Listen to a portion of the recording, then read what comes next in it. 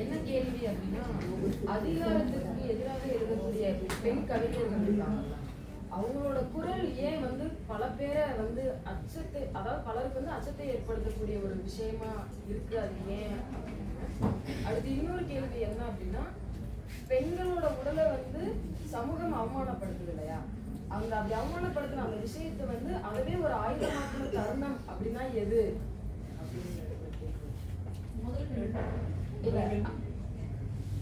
அதிகாரத்திற்கு எதிராக எழுதக்கூடிய பெண்களோட குரல் வந்து. ஆமா, நீங்க வந்து பெண்களுக்கான எழுத்து வந்து காலங்காலமா மறுக்கப்பட்டு தான் இருக்கு. நீங்க சங்க காலத்துல பாத்தீங்கன்னா ஆண் கவிஞர்களுடைய எண்ணிக்கை அதிகமாக இருக்கிறது, பெண் கவிஞர்களுடைய எண்ணிக்கை ரொம்ப குறைவா தான் இருக்கு. அது தொகுத்தக்கூடிய மன ஓட்டம், அப்ப இருக்கக்கூடிய சூழல், அதெல்லாம் வந்து விடுபடுறதுக்கான இது இருக்கு. இப்ப வந்து நிறைய பேர் தொடர்ந்து எழுதிட்டே இருக்கிறோம். அதிகாரத்துக்கு எதிராக வந்து கலக குரல் வந்து நிறைய எழுதிட்டே இருக்கிறோம் நாங்க. ஆனா அவர்களுடைய குரல் வந்து அவர்களை கண்டு நீங்க வந்து அச்சம் அடைகிறாங்க அப்படின்னு பாத்தீங்கன்னா, இப்ப நீங்க வந்து ஒரு குடும்பத்துல வந்து ஒரு ஆண் சொல்வதையெல்லாம் வந்து அந்த மனைவியோ இல்ல சகோதரியை கேட்டு நடந்தா அந்த கணவன் வந்து அச்சப்படுறதுக்கு ஒண்ணுமே இல்ல. ஆனா எதிர்த்து கேட்கின்ற பொழுதுதானே வந்து அச்சப்படுறாங்க. அது ஒரு விஷயமா இருக்கு. அப்போ எழுதுகின்றவர்கள் அதிகாரத்துக்கு எதிராக, சாதிக்கு எதிராக, மதத்திற்கு எதிராக, ஆணாதிக்கத்துக்கு எதிராக, இனத்திற்கு எதிராக, இன ஆதரவுக்கு எதிராக அப்படியெல்லாம் தொடர்ந்து பேசுகின்ற பொழுது இந்த சமூகம் வந்து சாதிய சமூகமாக தானே இருக்கு. இதுவரைக்கும் இந்திய சமூகமே ஒரு சாதிய சமூகமாக, ஒரு ஆணாதிக்க சமூகமாக, ஒரு தந்தை வழி சமூகமாக தானே இருக்கு. அப்போ அவர்கள் கட்டமைத்து வைத்திருக்கின்ற அந்த சமூகத்திற்கு ஏதாவது ஊர் வருகின்ற பொழுது இல்லையா, ஊர் வருகின்ற பொழுது அதை வந்து அவர்கள் என்ன செய்வாங்க, அந்த குரலை கண்டு அவர்கள் பயப்படதானே செய்வாங்க. அவர்களுக்கு தேவை வந்து வேலைக்கு போயிட்டு சாயந்தரம் வருகின்ற பொழுது ஒரு டம்ளர்ல காஃபி போட்டு கொடுக்கக்கூடிய மனைவி தானே தேவை, அப்படிதானே? படிதாண்டா பத்தினி தான், அப்படிதானே தேவை. கற்பம் அப்படி வச்சிருக்கிறாங்க இல்லையா? இவங்க தாமரை வந்து ஒரு கவிதை எழுதியிருப்பாங்க. கொலையை செய்வாள் பத்தினி, கொஞ்சம் இரு, அதற்கு முன்பு நீ என்ன செய்தாய் அப்படின்னு ஒரு கேள்வி கேட்டிருப்பாங்க. தாமரை கொலை செய்யறா பத்தினி தான், ஆனா அந்த பத்தினி கொலை செய்யறதுக்கு முன்னாடி வந்து நீ என்ன செஞ்ச அப்படின்னு ஒரு கேள்வி இருக்கு. கற்பு அப்படின்றதெல்லாம் ஒண்ணுமே கிடையாது. கற்புன்றது உடல் ரீதியான பிரச்சனை தான். அப்போ அதிகாரத்துக்கு எதிராக யார் இருக்கிறாங்களோ அவர்களை கண்டு அதுதான் சொன்ன ஆக சிறந்த கோழை எதுனா அரசு அதிகாரம் தான் ஆக சிறந்த கோழை. டெல்லி யூனிவர்சிட்டியில என்னுடைய கவிதை இருந்ததுனால எதுக்கு இந்த அரசு வந்து பயந்துட்டு நீக்கணும் அப்படின்றது தான். அப்ப கல்வி புலங்கள்ல வந்து மாணவர்களை வந்து அரசியல் மயப்படுத்த கூடாது அப்படின்றது தானே. அதை தடுக்கிறதுக்கான ஒரு முயற்சி தான். அரசியல் மயப்படுத்துகின்ற பொழுது இவர்கள் அரசியல் புரிந்துட்டா இந்த சமூகம் வந்து வேற விதமான ஒரு சமூகமா இருக்கும்ல. ஒரு எல்லாரையும் சமமாக நேசிக்கின்ற அப்படி ஒரு சமூகம் தேவையில்லைன்னு தானே இப்ப இருக்கிற ஆட்சியாளர்கள் முதல் கொண்டு எல்லாம் நினைக்கிறது அதுதானே. அப்போ அதிகாரத்துக்கு எதிராக, ஆணாதிக்கத்திற்கு எதிராக, பெண் அடிமைத்தனத்திற்கு எதிராக வருகின்ற பொழுது அந்த குரல் அவர்களை அச்சமுட்ட குரல் தான். உண்மையில பார்க்கும்போது அந்த அச்சமுட்ட குரல் தான் சமூகத்திற்கு தேவையை தவிர அடிமைப்படுத்துகின்ற குரல் வந்து தேவையே இல்லை. அது ரொம்ப முக்கியமான ஒரு விஷயம். ரெண்டாவது கேள்வி வந்து நீங்க பெண் உடல் இருக்குல்ல, பெண் உடல் எல்லாம் ஒண்ணுமே இல்லைங்க. முளைகளும் யோனியும் வந்து குழந்தையை பிழைப்பூட்டுகின்ற, உயிர் வாழ பிழைப்பூட்டுகின்ற ஒரு உறுப்பு, அவ்வளவுதான். அதுல வேற எந்த விஷயமே கிடையாது. இப்ப உடலை கடத்தல் அப்படின்னு சொல்றாங்கல்ல, இப்ப நான் வந்து ஸ்டாலின் ராஜாங்கத்தையோ இல்ல வந்து வேற யாரையோ இல்ல பூமி செல்வம் தோழரையோ வந்து நான் பார்க்கின்ற பொழுது அவர்களை கட்டி அணைத்து என்னால பேச முடியும். ஆனா அப்படி நான் கட்டி அணைக்கின்ற போது அவங்களுக்கு உள்ளுக்குள்ள அவங்க நடுங்குறாங்க. அப்ப உடலை கடத்தல் என்பது பெண்களுக்கு எளிதாக இருக்கிறது, அது ஆண்களுக்கு எளிதாக இல்லை.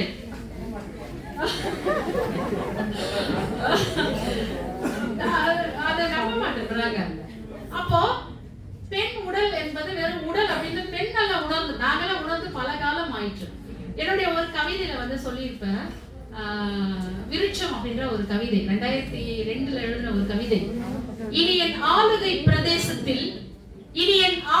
பிரதேசத்தில் விடுதலையை உயர்த்தி பிடிக்கும் இலகாத ஸ்தனங்கள் முளை விதையின் அடியிலிருந்து உறக்க பாடு, முளைகள் விருட்சங்களாகி வெகு காலம் ஆயிற்று அப்படின்னு ஒரு கவிதை. முளைகள் விருட்சங்களா மாறிட்டு இருக்கு. இயற்கை இருக்குல்ல, ரொம்ப அற்புதமான ஒண்ணு. இயற்கைக்கும் பெண்ணுக்கும் ரொம்ப நெருங்கிய தொடர்பு உண்டு. இயற்கை தான் பெண்ணு, பெண்ணு தான் இயற்கை.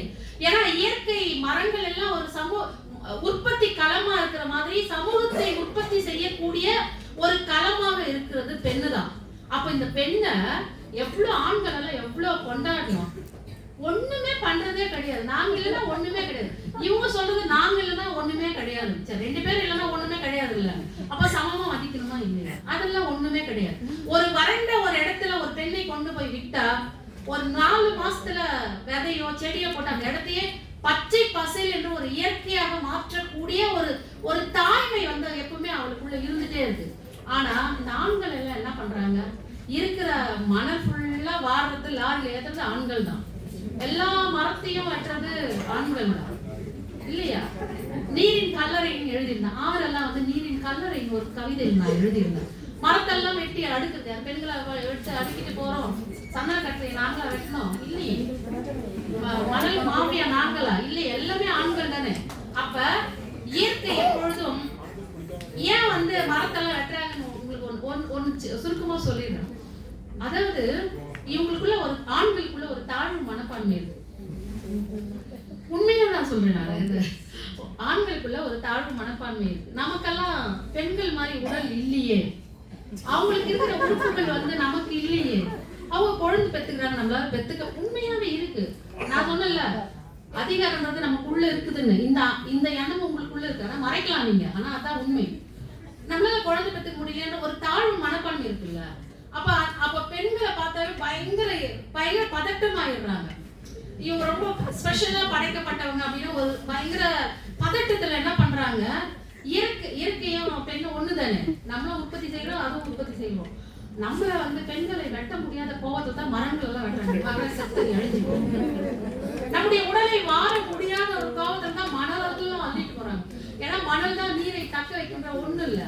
அப்ப பெண்களையும் இயற்கையும் ஒன்றாக பார்க்கின்ற இந்த சமூகத்துல பெண் உடலும் இயற்கையும் ஒண்ணுதாங்க. மலைகள் எல்லாம் பெண்களுடைய முளைகளாக தான் இருக்கு. மலைகள் எல்லாம் பெண்களுடைய முளைகள் தான். அதுதான் இந்த சமூகத்தை பிழைப்பு கூட்டுகின்ற ஒரு உறுப்பு. அப்ப இந்த ஆண்கள் எல்லாம் எவ்வளவு பெண்களுக்கு கடமைப்பட்டிருக்கணும். இவங்கதான் நமக்கு அடிமையா இருக்கணும், தவிர நம்ம அவங்களுக்கு அடிமையா இருக்கணும். ஆனா ரொம்ப மோசம் தான் இந்த ஆண்கள். என்ன பண்றதுன்னு தெரியல. எவ்வளவுதான் சொல்லு புத்தி வரல, எவ்வளவுதான் எழுத புத்தி வரல, எவ்வளவு கவிதை எழுது ஒண்ணுமே அப்படிலாம் கேட்டு அப்படியா அப்படின்னு கேட்கிறாங்க. அப்படிதான் நான் வந்து ஒரு இதுக்கு போயிருந்தேன். நானும் இமயமும் எழுத்தாளர் இமயமும் சல்மா எல்லாரும் வந்து என்னது திருநெல்வேலி போயிருந்தேன். அங்க வந்து தெளிய அடிச்சோம். நானும் சல்மா இமயம் எல்லாம் ஃபெமினிசம் அது இதுன்னு 500 மாணவர்கள். அது இன்டர்நெட் செமினார் தான். கடைசியா ஒரு தம்பி இவ்வளோத்தையும் கேட்டு கடைசியா கேள்வி செஷன் தான். அப்ப வந்து நீங்க எல்லாம் ஏன் பெண்கள் எல்லாம் ஆபாசமா எழுதுறீங்க? அதனால விலகெல்லாம் பேசி முடிச்சிட்டு அப்புறம் திருப்பி முதல்ல இருந்து கண்ணு கட்டுதுல எங்களுக்கு 5-6 மணி ஆயிடுச்சு. அப்ப வந்து ஏன் நீங்க எல்லாம் வந்து ஆபாசமா எழுதுறீங்க?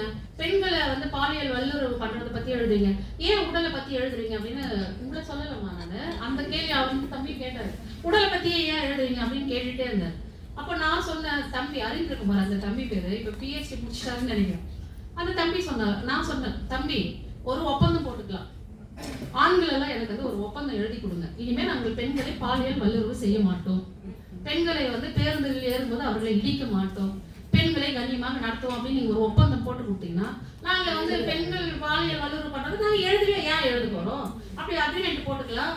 அப்படி அது ஒண்ணு. ரெண்டாவது இன்னொரு ஆப்ஷன், நாங்களாம் என்ன பண்ணுவோம், உங்களுடைய ஆண் உறுப்புக்கு ஒரு பூன் போட்டுருவோம், இரும்புல பூன் போட்டுட்டு பூட்டு போட்டு சாவை எடுத்துன்னு போயிட்டு அவங்க மனைவி கிட்ட கொடுத்துருவோம்.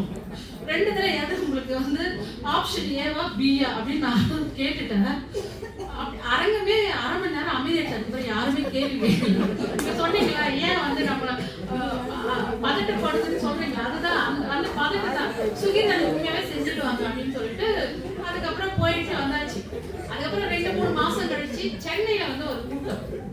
அங்க வந்து இமயம் வந்திருந்தாரு. 3 நாள் செமினார் ஆஷா சத்தன்ல நினைக்கிறேன். இப்ப வந்து முன்னாடி நாளே போயிட்டோம்ல, எல்லாரும் பார்த்து நைட்டு சாப்பிடுவோம். இமய மட்டும் என் கண்ணுல சிக்கவே மாட்டேங்கிறாரு.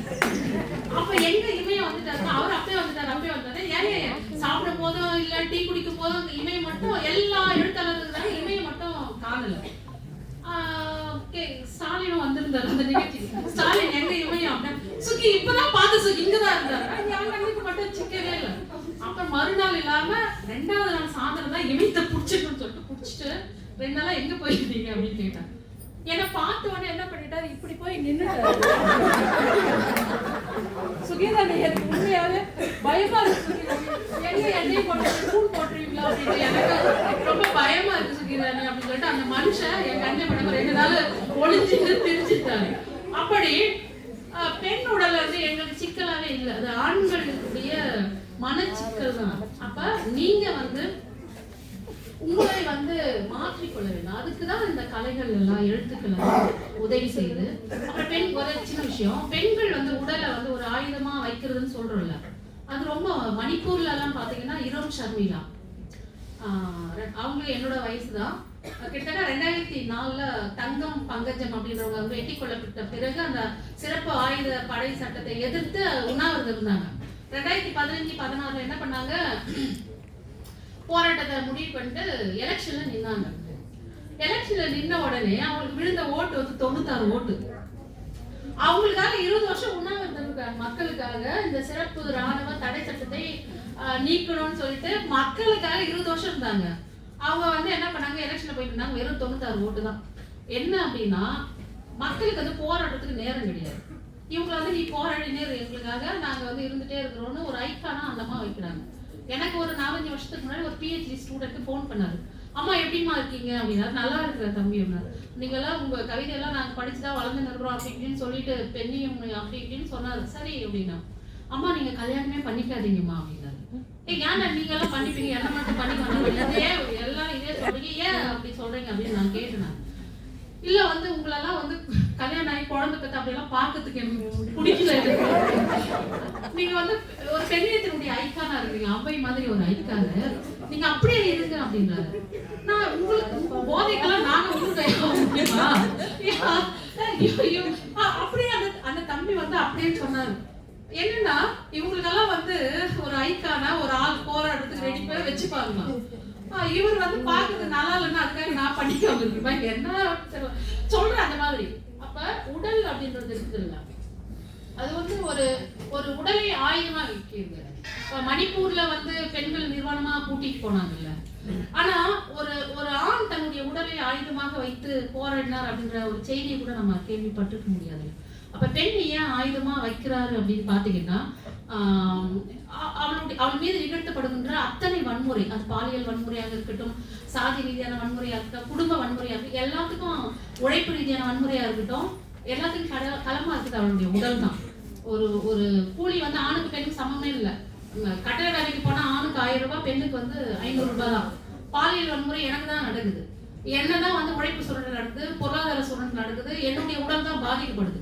பாலியல் வல்லுறவு செய்கின்ற போது அது ஆணுக்கு வந்து இன்பத்தை தரலாம், ஆனா பெண்ணுக்கு அது எவ்வளவு வலி. அப்போ இந்த உடல் வந்து களமா இருக்குது இல்ல, இந்த உடலை வந்து நாங்க கடக்கவே விரும்புறோம். ஆனா ஆணை வந்து அப்படியெல்லாம் வந்து ஆணை வந்து ஒரு உடலா வச்சு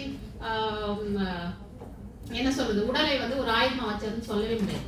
அப்போ எனக்கான ஒண்ணு, என் மீது ஆதிக்கம் செலுத்துவதற்கு ஆணுக்கு தான் முழு உரிமை இருக்குல்ல. அப்ப என் உடல் என் உரிமை அப்படின்ற அந்த கருத்தாக்கு தான் அதுதான் முன்வைக்குது. என் மீது ஆதிக்கத்தை செலுத்துவதற்கு அல்லது அதிகாரத்தை செலுத்துவதற்கு எனக்கு எந்த உரிமையும் இல்லை, அது ஆணுக்கான ஒன்னாதான் இருக்கு.